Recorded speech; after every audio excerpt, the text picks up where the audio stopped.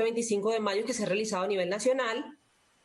Y tenemos entonces aquí cuál ha sido la contratación del personal médico y cómo se ha reforzado el personal médico a nivel nacional en los establecimientos de reclusión.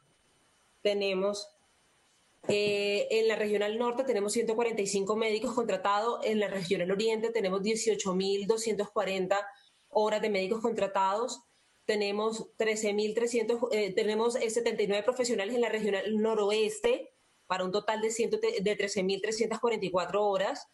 En el Viejo Caldas, esto está dividido por regiones, o sea, se hizo como una distribución por regiones y se han ido priorizando las atenciones médicas en los establecimientos donde lo han requerido. Es decir, hoy en día, como lo había comentado antesito, en el establecimiento de Villavicencio contamos con médico 24 horas, tenemos 23 profesionales en total contratados, porque hemos tenido que reforzar los médicos en los establecimientos donde se han presentado casos fuertes de contagio. Con Villavicencio, Cartagena y Leticia se suscribieron también convenios con las ESES municipales que hoy en día nos están apoyando en la prestación del servicio. En Cartagena y Villavicencio tenemos médico contratado 24 horas, tenemos ambulancia también 24 horas para prestación de ese servicio, para que no, en el evento de que se presente alguna circunstancia de urgencia, pudieran tener nuestros privados de la libertad una prioridad de atención y pudieran tener toda la atención médica que se requiere, debido a que al interior de los establecimientos de reclusión nuestra atención médica es de nivel 1. Este nivel 1 no nos permite intervenciones mayores, sino que simplemente tienen que ser un chequeo básico y dependiendo del estado de salud del paciente debe ser remitido. Y para eso, entonces, se reforzaron los convenios con las ESES municipales para que pudieran ser recibidos nuestros privados de la libertad y atendidos en forma oportuna. Entonces, paso a las unidades básicas de atención primaria. Estas unidades básicas de atención primaria son unas carpas que se instalaron en todos los establecimientos, en los establecimientos de reclusión donde tenían mayor complejidad, donde tenían mayor número de privados de la libertad. ¿Qué consisten estas unidades básicas? Estas unidades son una extensión de la unidad de sanidad. O sea, hoy en día la unidad de sanidad al interior del establecimiento debe seguir funcionando como funciona normalmente, porque nosotros vamos a seguir teniendo riñas, vamos a seguir teniendo inconvenientes al interior del establecimiento que requieren una atención. Pero nuestro médico de la unidad de sanidad no puede contaminarse con COVID o que se contamine en la unidad de sanidad con COVID. Entonces, la idea de estas carpas medicalizadas que se instalaron es que sean una extensión de la unidad de sanidad para que los médicos que están destinados a COVID pudieran hacer un chequeo más puntual de sus pacientes, hacer toma de temperatura, toma de tensión y todo ese tipo de cosas que se requieren cuando un paciente presenta el COVID y necesita hacer un seguimiento más detallado. Entonces, la idea de estas unidades básicas es que funcionen como un punto de atención de sanidad para los médicos destinados para tal fin y en este sentido, entonces, no contaminar la unidad de sanidad básica que viene operando normalmente y que los pacientes puedan tener un seguimiento más efectivo. Aquí tenemos, entonces, las jornadas de desinfección. Frente a las jornadas de desinfección ya se hicieron las primeras jornadas en el mes de abril en varios establecimientos, aquí están descritos en las diferentes fechas. Y este es el segundo cronograma para las jornadas de desinfección que se deben presentar de aquí en adelante.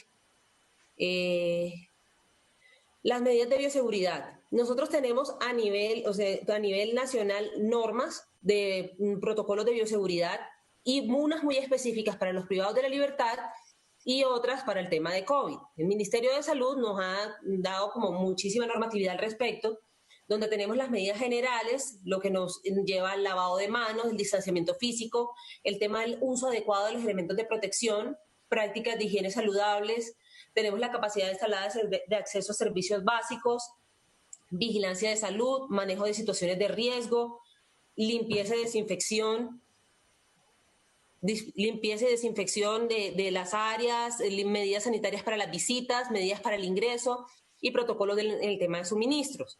Esos son protocolos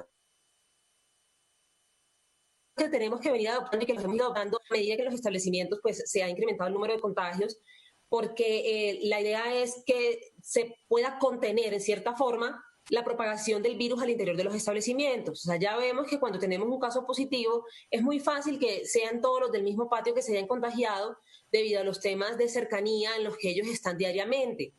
Tenemos los exámenes médicos de ingreso, tenemos atención inicial de urgencias, que es la atención que se presenta al interior de la unidad de sanidad.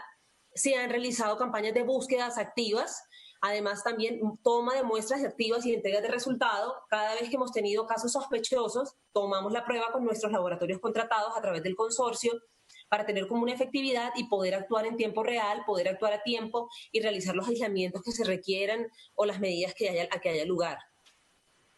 El manejo del aislamiento médico en casos confirmados, tenemos entonces que cada vez que hay casos, posibles casos positivos, mientras llega la prueba, comenzamos a implementar los protocolos de aislamiento. Como bien lo explicaba el general, tenemos unos aislados que están en la espera de resultados, los que salieron efectivamente positivos y los que la prueba les arrojó negativos. O sea, esa es la forma de distribuirlos al interior del establecimiento de tal forma de que no se sigan contagiando unos a otros.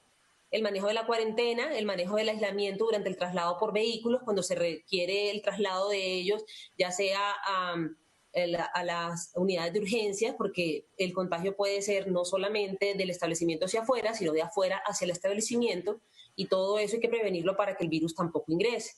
Tenemos medidas de comunicación sanitarias para la PPL, para los guardianes administrativos y demás personal del ERON. Como aspectos adicionales, tenemos el fallecimiento a nivel intramural, la atención hospitalaria, o sea, las medidas que se deben adoptar cuando ocurra uno de estos casos, la salida de los PPLs a atención domiciliaria, cuando antes de que salgan, tenemos como la necesidad de constatar que la persona que salga del establecimiento, ya sea porque adquiere la libertad o porque se ha beneficiado por algún decreto de excarcelación, tenemos que tomarle las pruebas para garantizar que esta persona no sea portadora del coronavirus y que la pueda llevar a propagarlo a su núcleo familiar o en la sociedad o durante su traslado. Entonces, se están tomando las pruebas antes de salir.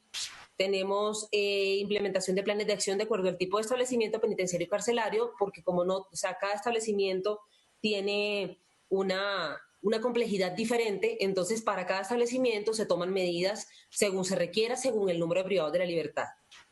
Eso es como el componente de prevención. Tenemos como una ruta donde hablamos del componente de prevención, el componente de intervención y por último el componente de verificación.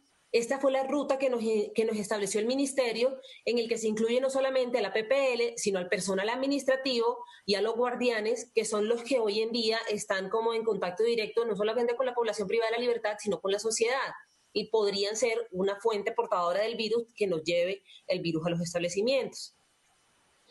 En salud y bioseguridad también tenemos establecidos muchos protocolos. Tenemos muchos protocolos que nos ayudan a socializar y estandarizar los protocolos en todos los establecimientos, garantizar con el Fondo de Salud un stock suficiente en cada ERON de medicamentos básicos requeridos para atender la emergencia. Por eso les decía ahorita que se reforzó más de un 100% el stock de analgésicos, antipiréticos, antihistamínicos, todos estos medicamentos que se requieren para un tratamiento inicial o un tratamiento en aislamiento del virus. Y dotar a cada ERON con los elementos de bioseguridad necesarios para que los PPL puedan cumplir los protocolos. Se han habilitado áreas de aislamiento equipadas con el equipamiento médico básico para que ellos puedan pasar su reposo y puedan, como la primera medida es ese aislamiento en sitio, antes de ser trasladados a los hospitales o a las clínicas, ellos deben aislarse y deben aislarse dentro del establecimiento, y para eso se han destinado muchas medidas por parte del INPEC. En cuanto al servicio de alimentación, actualmente se presta el servicio de alimentación en 133 establecimientos de reclusión, 233 estaciones de policía y unidades de reclusión militar. Esta alimentación se presta en 4 tiempos.